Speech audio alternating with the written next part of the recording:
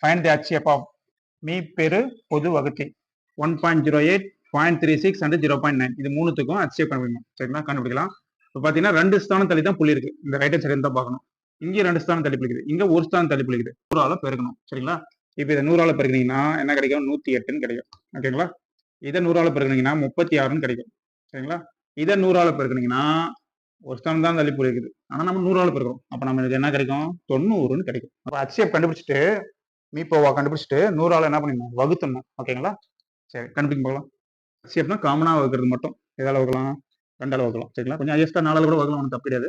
நம்ம 2ஆலே போகலாம். 2 10, அப்புறம் 4 2 8, இங்கே 1 2 8 2 16, இங்கே 4 2 8 மீதி 1 2 10. சரி, இப்போ 3ஆல வகுக்கலாம்.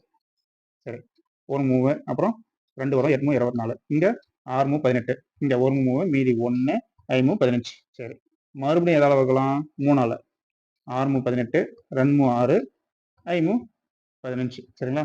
வேற ஏதாவது வகுக்கலாமா? 2ஆல இது 2ஆல வகுக்கும், இது 2ஆல வகுக்கும், இது 2ஆல வகுக்க முடியாது. சரிங்களா? 2 × 3 × 3.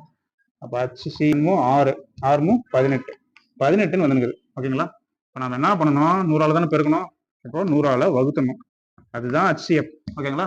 100ஆல வகுத்தீங்கன்னா என்ன வரும்? டிவைடட் பை 100 அப்படின்னு போட்டிங்கன்னா இந்த 8 1 2 ஸ்தானம் தள்ளி புள்ளி வச்சுக்கணும்.